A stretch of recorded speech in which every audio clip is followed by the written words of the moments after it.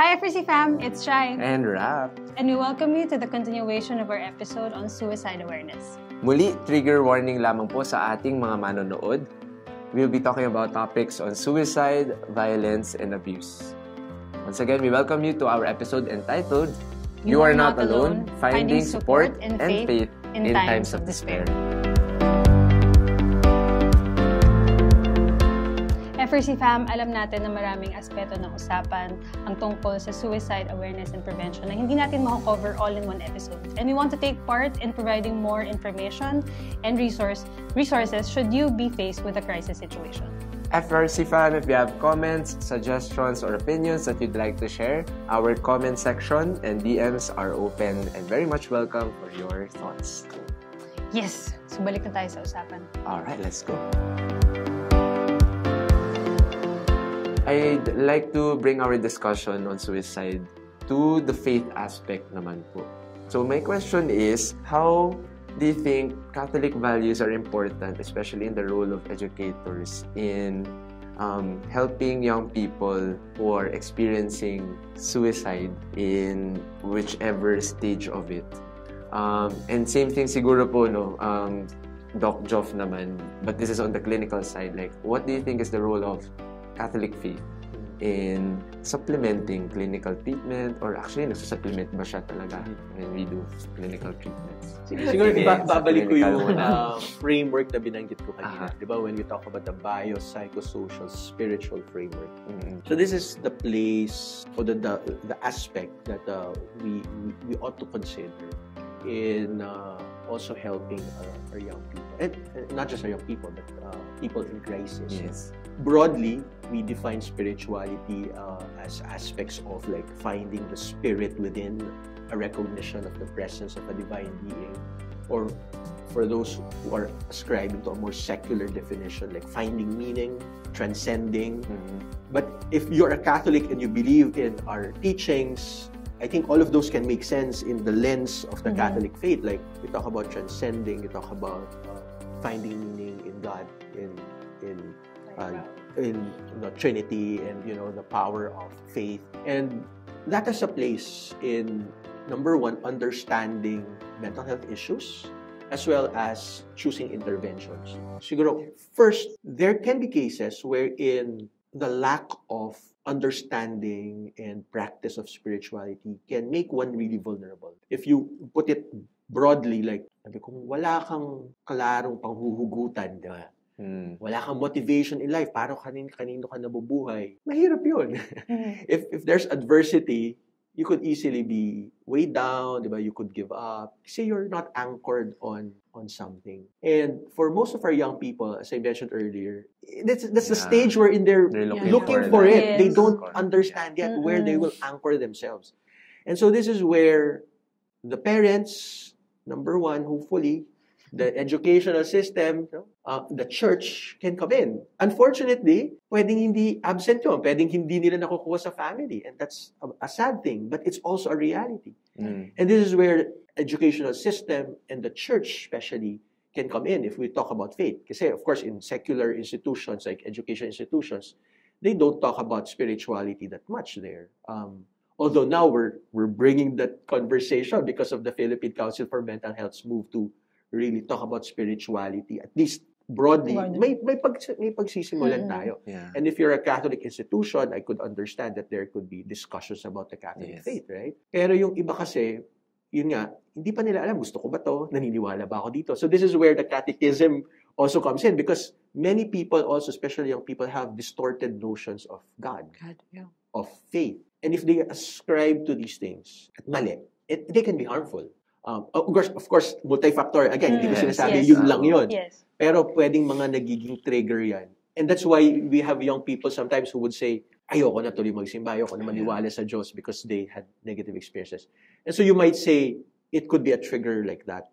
But it's also important to understand that there could be people who manifest with aversion to religion or spirituality, not because of negative experiences necessarily, but because they're actually depressed.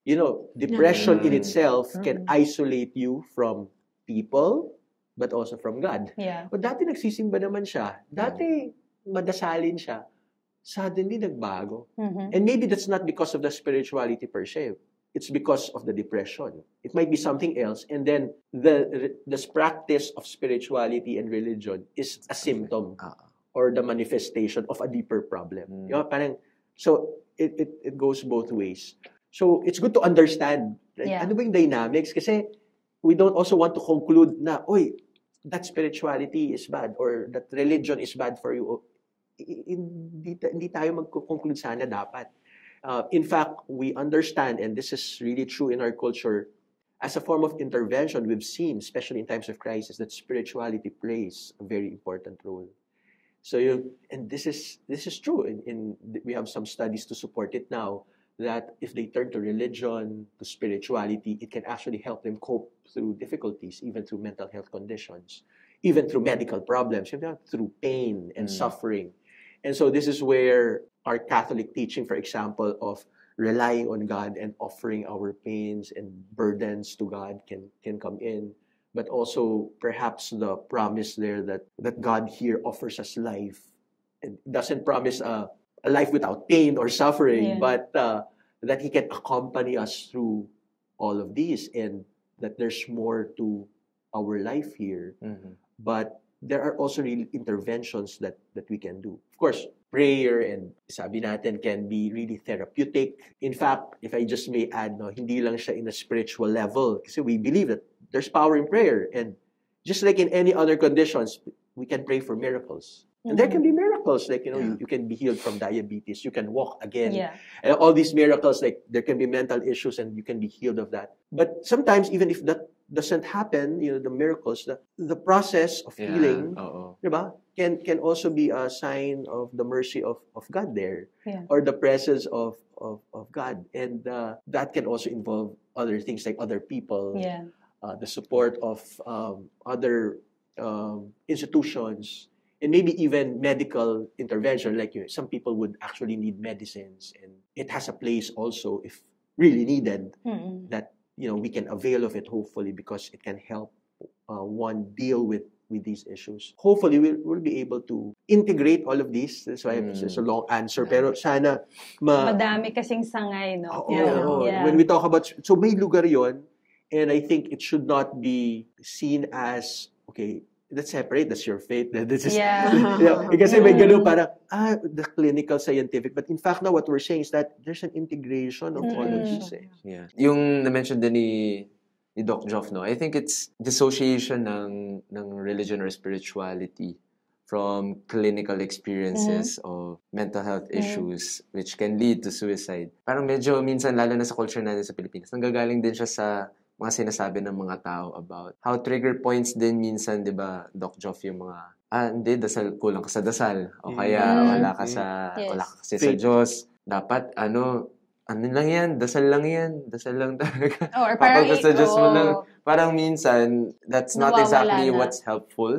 But that's not also the spiritual help anyways that is available to us. Not just that. Parang hindi lang naman siya ganong experience na sabi nga ni Doc Joff, it's part of the process and the whole, like, experiencing everything in a more spiritual sense, in God's, kumbaga in God's presence, and relying on His strength. So, yes. Actually, yun nga rin yung parang naging common misconception, no, na parang pagdating sa faith kasi, nagagamit rin siya sometimes as a way to attack indirectly in times of those mga struggling moments natin na nasisisi natin tuloy na, kulang ka sa ganun, like what you mentioned. Which I think should be very, very crucial. So I think I want to drag it back naman po on the side of our educators as a part of our second home naman, di ba? Like, that is known na parang school is your second home, and this is where you spend a lot of your time, especially when you're growing up and all of that. So I think it's also very crucial to understand from the perspective naman po of Miss Jen,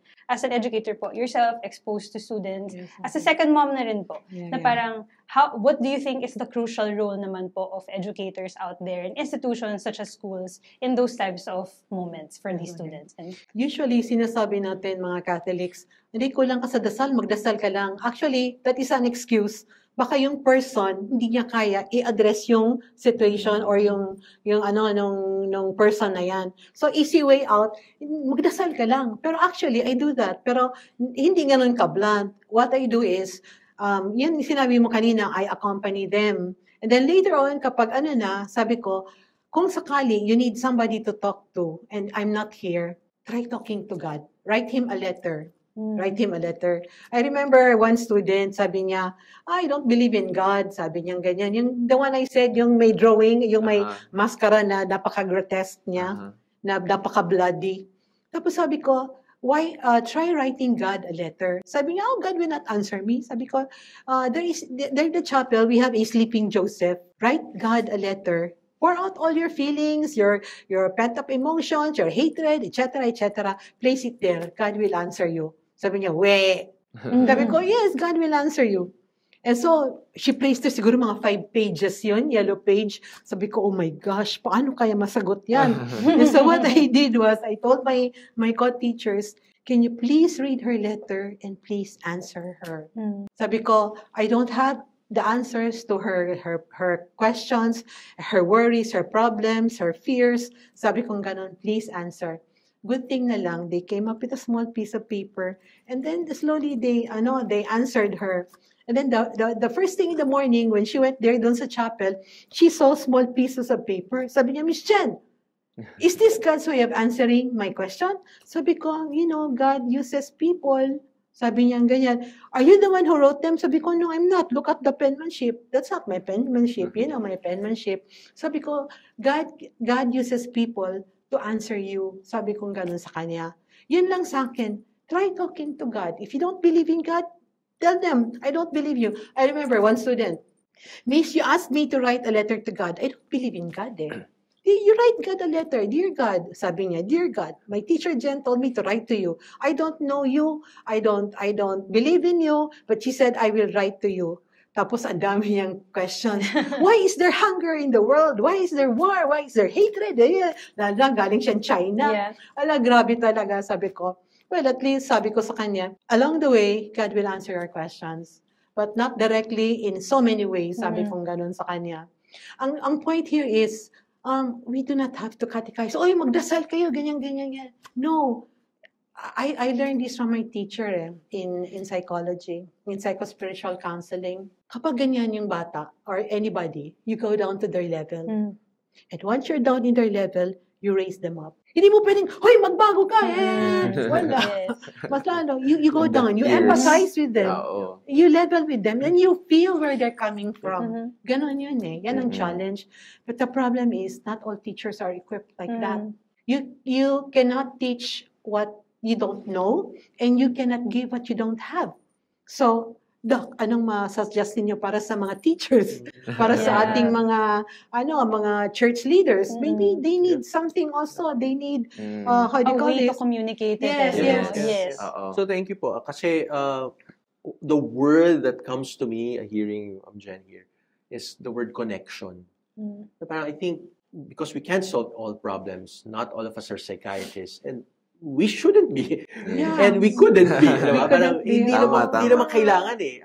But if we learn how to connect more with people, so families connecting with one another, parents connecting with their children, teachers learning how to connect more with their students, our church leaders, our youth workers learning how to effectively connect with our young people without their judgment, because sometimes we can, especially now we see the big generation gap, diba?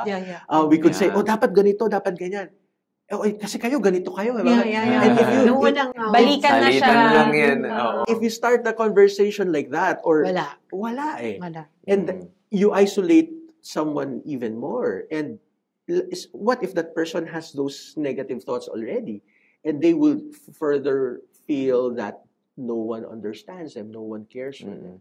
So just being maybe curious first, being curious and not judging it, listening, and listening not necessarily with the intention of responding. It really is just really listen.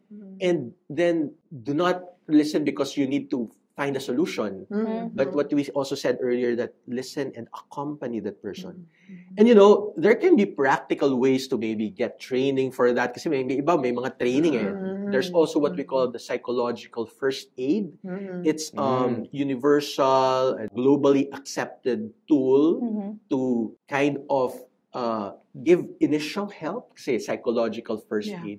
In a way, give help, support to someone, and maybe kind of catch red flags. And this is intended for lay people. But, in our culture, supposedly, in a collectivist culture like ours, sa mga Pilipino, lalo po nung panahon, Yeah. parang mas natural yun. Mhm. Dati po, pag may parang malungkot, kukumustahin mo. Mhm. Ngayon kasi Ngayon, nagbabago na rin yung medyo kultura. ilag na. Yeah. Ilag na Or talaga. mas individualistic na yung ibang, segments of our society. Ngayon nga, mga kapitbahay mo, hindi mo nakilala masyado, di ba?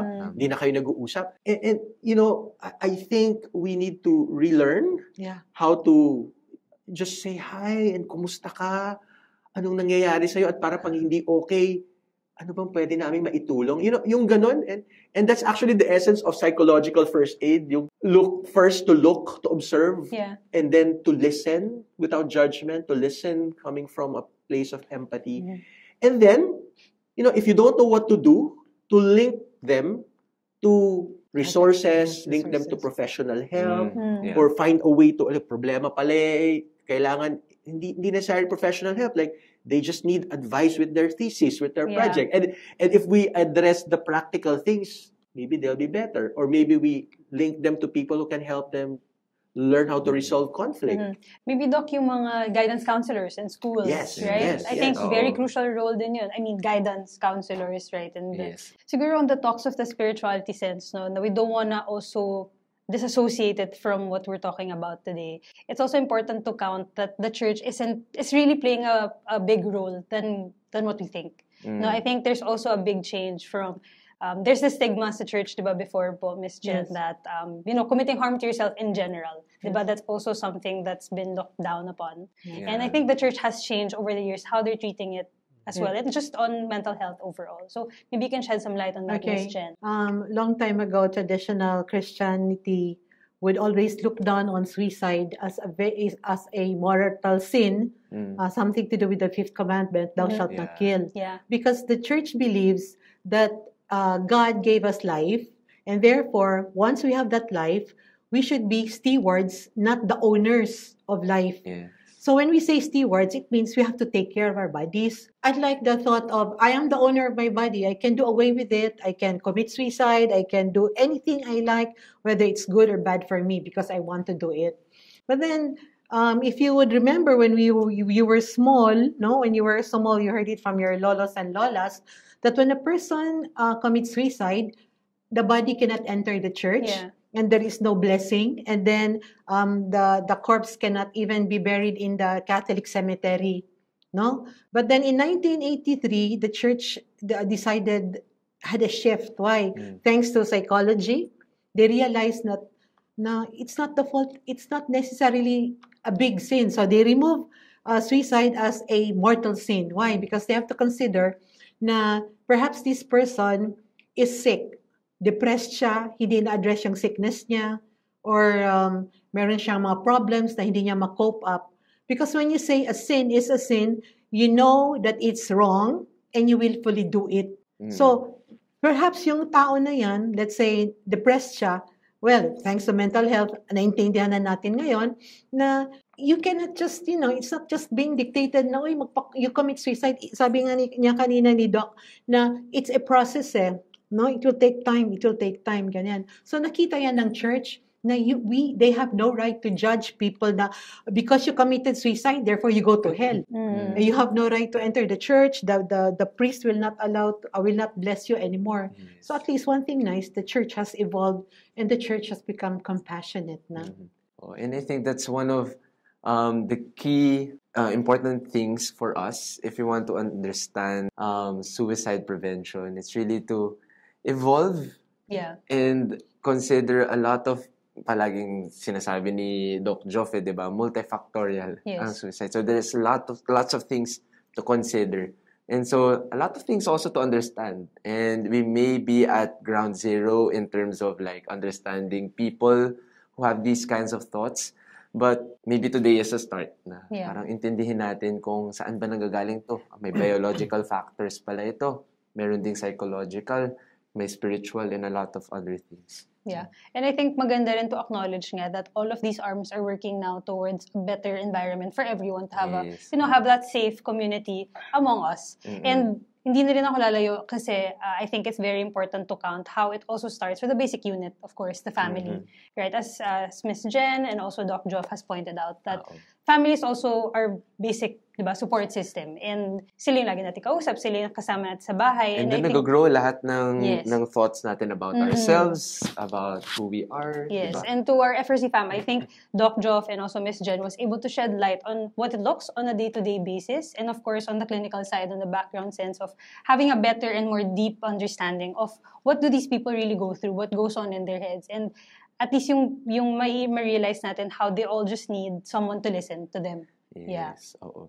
And on that note, una sa lahat, maraming salamat, Doc Joff and Miss Jen, for such a wonderful conversation and insight on suicide. And ang dami nating angles na narinig Yes. at natutunan. Actually, we'd like to ask Doc Joff and Miss Jen to encourage yung FRC fam naman natin ngayon on how to be more, not just aware, but also proactively be part of suicide prevention in their circles. Like if there's any specific way that they can be doing that. Yes. Miss Jen? Okay, FRC fam, para dun sa mga students or teenagers or anybody who have suicidal thoughts, isa lang pong masasabi ko sa inyo, you're not alone. You matter, you're important. Just reach out to somebody. Not just reach out. And then, try, if you don't believe in God, try talking to Him. Sabihin mo, Lord, I need help.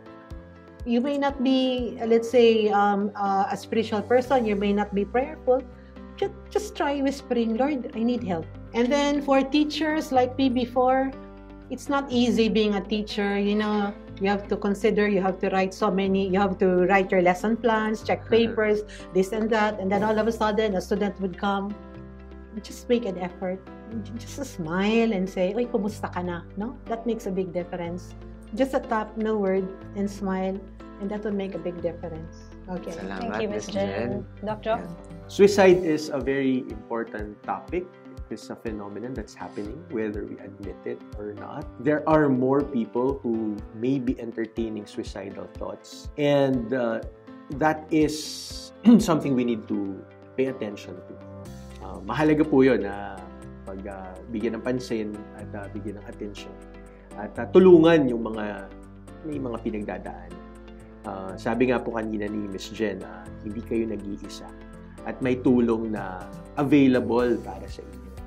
Para po sa mas mga nakatatanda at mga magulang lalo na, napakahalaga po ng aspeto ng prevention, mental health promotion. Yung mga nangangailangan po ng tulong na dahil may mental health issues na ngayon o may mga suicidal thoughts na, bigyan po natin agad ng tulong. Huwag nating i-delay na. Pag may nalaman po tayo, ipa-assess na po natin.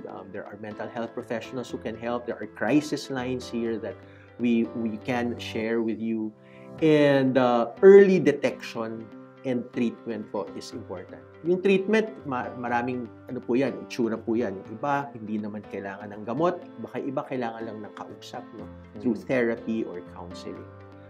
Pero yung para sa mga wala pa doon, napakahalaga po na pagtuon natin ng pansin yung wellness, yung kabuuang kalusugan ng isang tao. So, we look at the physical, the biological aspect.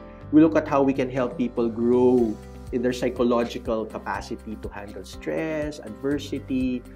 We want to look at our social institutions.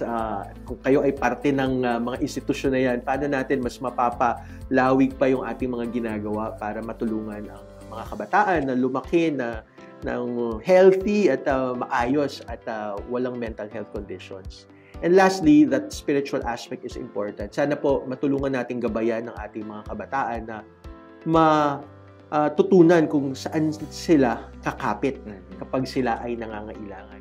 At sa mga Katoliko po, sa mga Kristiyano, ito yung pagkakataon na maibahagi sa kanila ang katotohanan ng ating pananampalataya na sa tingin ko po ay napakahalaga para po matulungan tayo doon sa ating hindi lang mental health but in our overall development as a person. So maraming salamat po at nandito lang po kami para din po patuloy na tumulong po sa inyo. Thank you so much, Doc Joff and Miss Jen. It's very brave of you to share your story, and thank you for shedding some light on, of course, suicide, which is a very heavy topic. But thank you for gracing us with your presence today and for listening to us for as this, well. Very insightful episode. Yes. May mga insights ka ba, Shai? To our FRC fam, from yes. our, It's a very sensitive topic, definitely. But I think what we can all learn from this now is just keep the conversation going. Don't make it a stigma further. No, I think we're all taking that step. So let's keep doing that. Make our part. Take part in the awareness and just listen. Kamusta, diba? Kamusta lang. Tapos it's a long way natin. Ako naman ang takeaway ko is how humility plays a big part also. Parang malaking bagay yung mawala yung pride at hiya, di ba? Parang kung ikaw magtatanong ka ng kamusta ka, medyo nakakahiya yun, di ba? Anong sasagot ko dun? Oo, kaya humingi ng tulong. But it goes a long way because it opens connections and it opens us to more people who can help us and to more people that we can love. To our FRC fam again, thank you so much for coming with us in this episode, for listening to our stories, and also listening to shedding some light and awareness on suicide. I hope we're able to inspire you and give you some strength through this episode. Let's try.